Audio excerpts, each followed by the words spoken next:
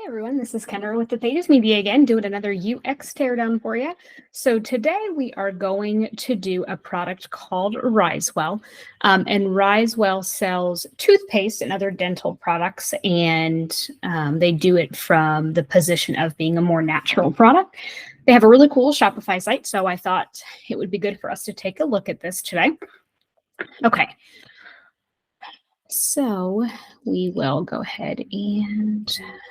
Okay, so what we see here right when we enter the website is their logo actually gets caught here in the picture. So when I start to scroll down, there's a bar that comes up behind it. But right when I land on the page, because of their font color against the contrast of the color on the picture, it's actually really hard to see it.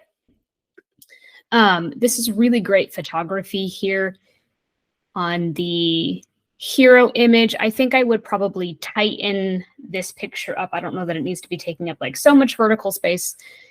And I immediately know based on the picture and the copy what it is that they do. So that's good branding right off the bat. This call to action button here, I think I would actually make it a little bit bigger, because I think that from an accessibility standpoint, or if we were on mobile, and we'll look at it on mobile here really quick. So if let's see, iPhone. So it makes it pretty small. And I also think that we would want to push this button down here to the bottom and maybe, again, shorten up this space. So especially when we're looking on mobile, what we want to do is for that call to action button to be closer to the bottom, still above the fold, but we want it to be at the bottom. So I think I would make that call to action button a little bit bigger. Let's go ahead and see if there's some keyboard accessibility here.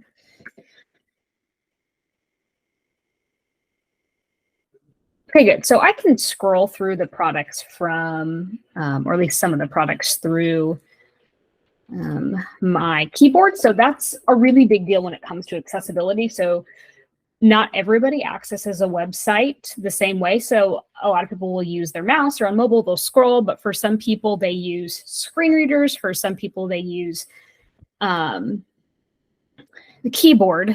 So we want the website to be as accessible as possible. And speaking of that, actually, one of the things that we want to look at too, so the colors that they've chosen are beautiful. I love orange and white. I think it looks really clean. One of the things that we would want to be aware of with those particular color combinations is to make sure that the contrast is good enough. So by looking at it, I would think that it's possible that some of the smaller fonts, so what we have up here in the bar and probably down in the footer, might not be accessible just based on the contrast alone. So when we're looking at colors like orange and white, we want the font size to be big enough that there is enough contrast so that someone with a visual impairment would still be able to see it. Obviously with the bigger font, that's not as much of an issue. Okay, so let's see. Okay, so displaying their products, they have reviews listed. Did the reviews link anywhere? Okay, so this links us to a product page. So we'll go ahead and do this now since we're already on it. Okay, so I really like these badges here that they're immediately pointing out what makes their product stand out. And they also have subscription options, and they call that out immediately, which is a really good thing. So subscriptions are a big deal. And so one of the things that's really good outside of it being prominent is that they immediately say like how much money you save. So you save 15%. And then we can see in comparison here how much cheaper that is if I were just to do a one-time purchase. So they have quantity pickers, which is good for products like this.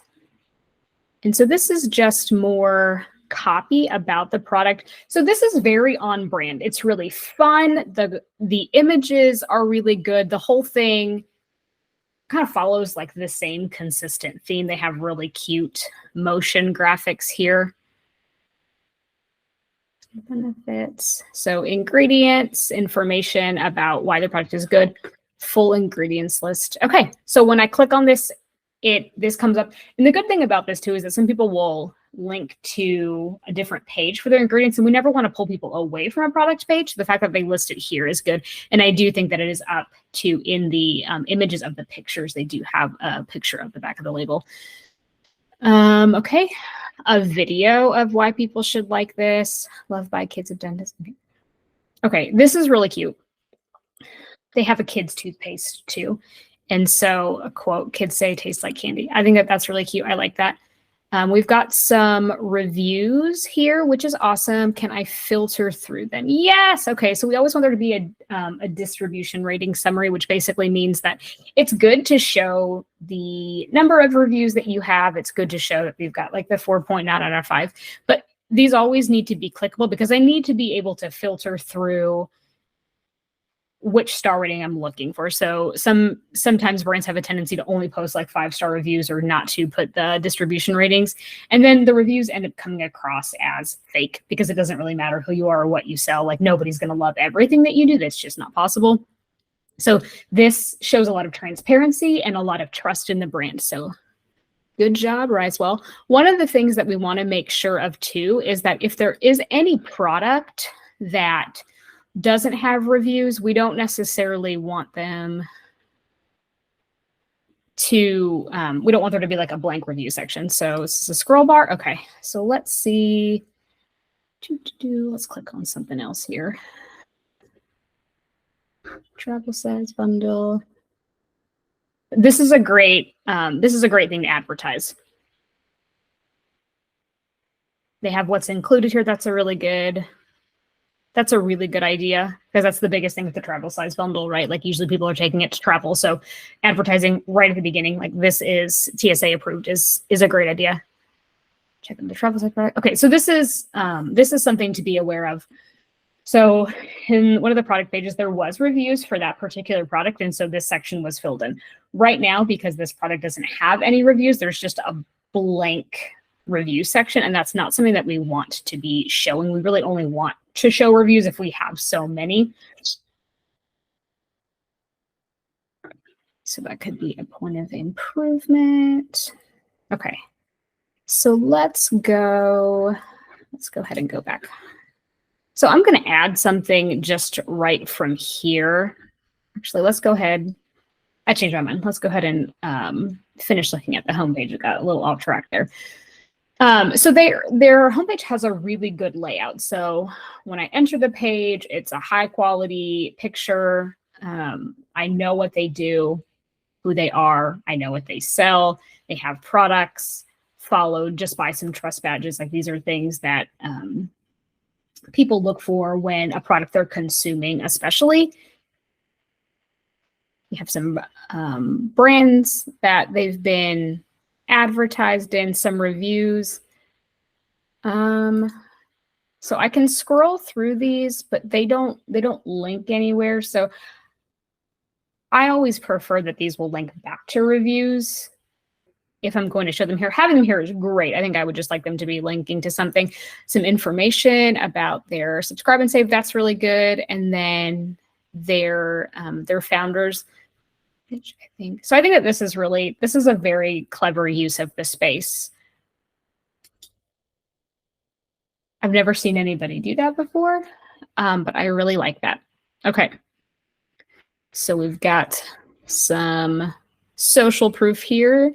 Looks like the Instagram, their shop button. Okay. They have a subscription for their email. And so this is another thing too, when you are doing email signups for a newsletter or whatever, being really, really clear about what people are getting. So this is very, very clear. Receive a free bamboo toothbrush with your first order, and then I can sign up to learn about new trends. So I know exactly what I'm getting, which is great.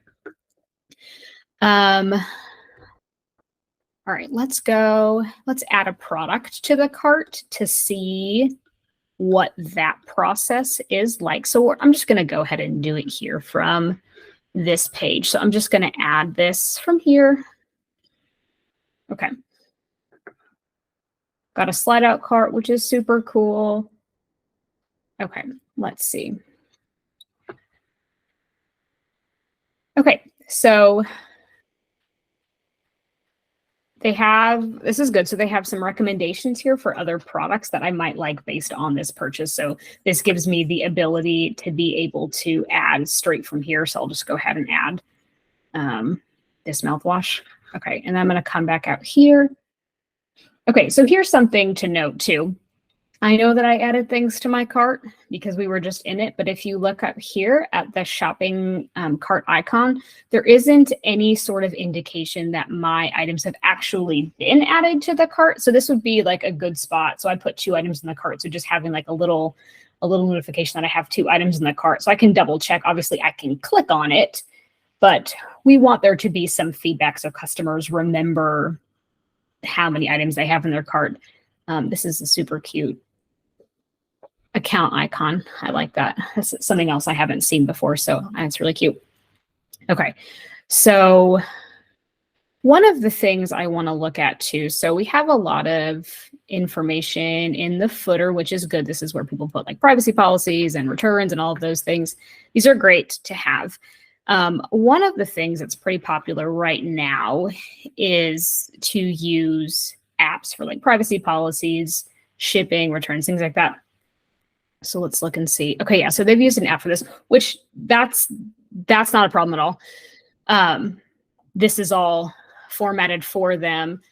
The problem that happens is that sometimes when they use an app, it's different on the site than it is when you get into the cart. So we'll walk through part of the checkout to see what I'm talking about. So I'm going to pull open this cart. The other thing that's a point of improvement here is that my subtotal says 0, even though I've got like $40 worth of product in my shopping cart. So this is not auto calculating here. And it should. All right, so I have this all customized, which is always really good when you can customize that to your brand. And I like too that they put their guarantee right here as I'm checking out, so I know what I can do if I don't like this product. Something else that they have here though is they have this green shipping protection that is automatically added to my cart. So here it gives me the ability to uncheck it if I want to, but I would always caution brands to not just automatically add something to a customer's cart that they didn't specifically ask for. People don't tend to like that. And it's kind of, it feels very almost like manipulative on the end of the customer. Even if this is a good thing, I want to have the option to add this if I want to, but I don't, to have to go back and unadd it. It feels kind of sneaky because somebody might not necessarily catch that. Okay, so standard here. Okay, so this would be the thing that we would want to look at, like check out privacy policy here. So this is different than the privacy policy that you would have seen earlier, just on the homepage. So this is a lot of times like what happens when you use apps for that kind of thing is that they are different. So that's just something to be aware of. I don't have a ton of information here about shipping. So it says calculated at next step. So this is a pretty leading cause of cart abandonment. People have to get through pretty far into the process to know what shipping is going to cost them, and they don't prefer that. So I know, okay, so this says I qualify for free shipping. Let's see what is up there, and I didn't see that. Okay, so I'm going to take this out, and I'm going to see if it gives me, okay, there we go. Okay, so this does have a progress bar basically to tell me how far I am away from free shipping, and I just missed that at first. And let's see if that does anything different for me. So yeah, there isn't really a way to find out about shipping prior to that time, which again isn't necessarily a problem. Sometimes there's reasons for that. But you want to be as transparent about costs, especially shipping costs, as possible, because that's one of the things that really causes people to abandon the cart if they don't want to pay for shipping.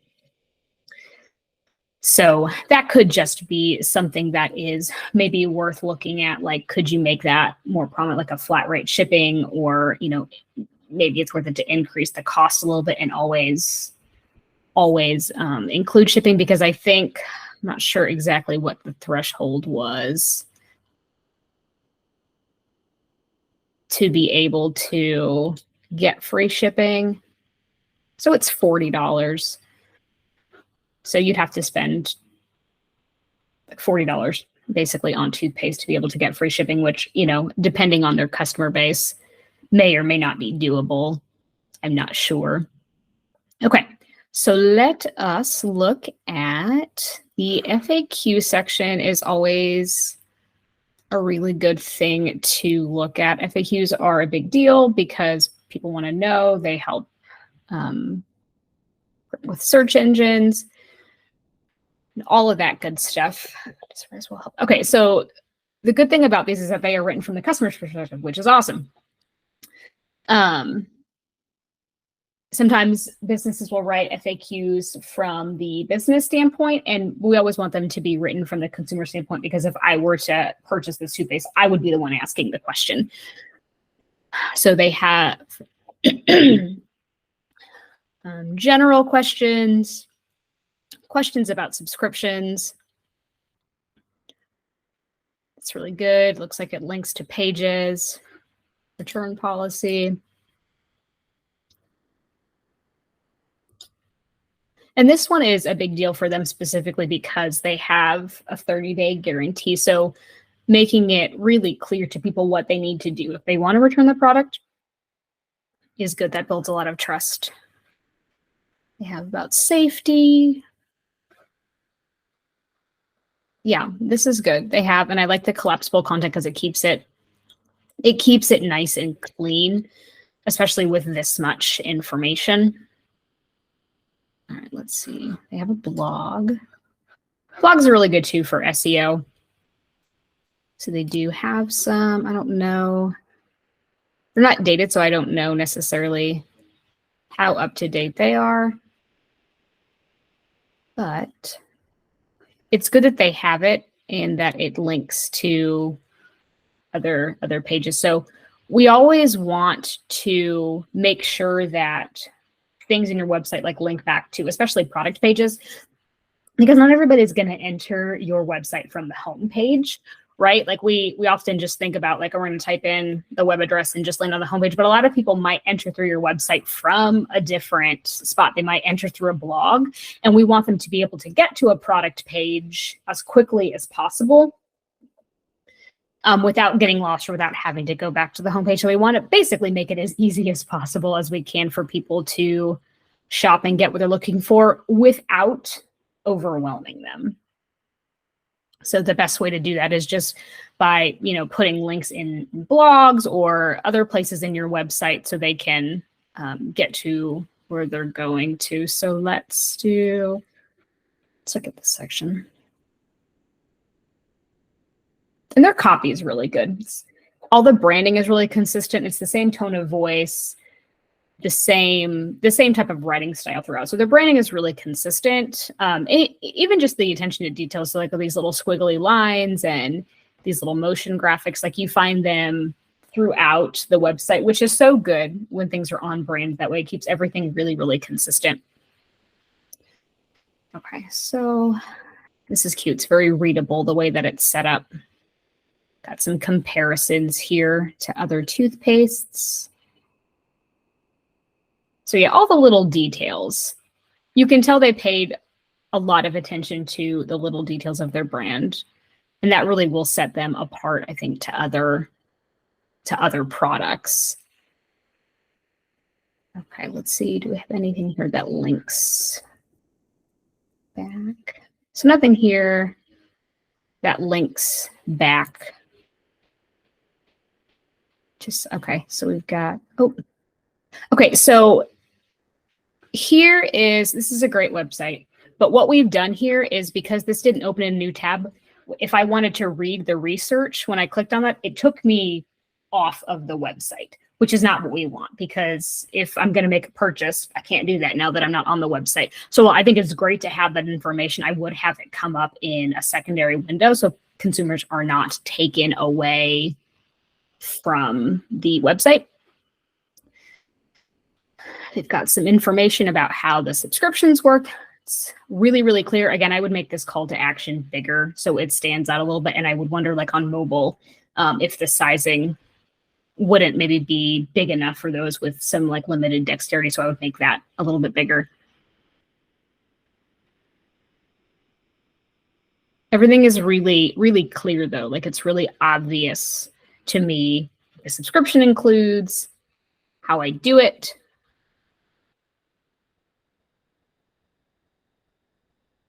Text us anytime. Oh, so this is their customer service thing. So this is a really cool feature.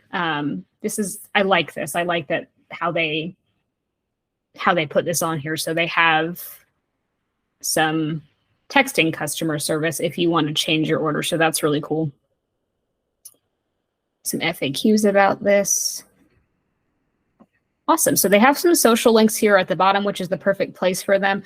I'm not going to click out from them, but one of the things that I would point out to is to make sure with any sort of social media links that you only post to platforms that you're actually active on. So different platforms work better for different brands. And so I've seen a lot of companies, they'll share a link to like their Instagram, but they haven't posted to Instagram in like 2 years.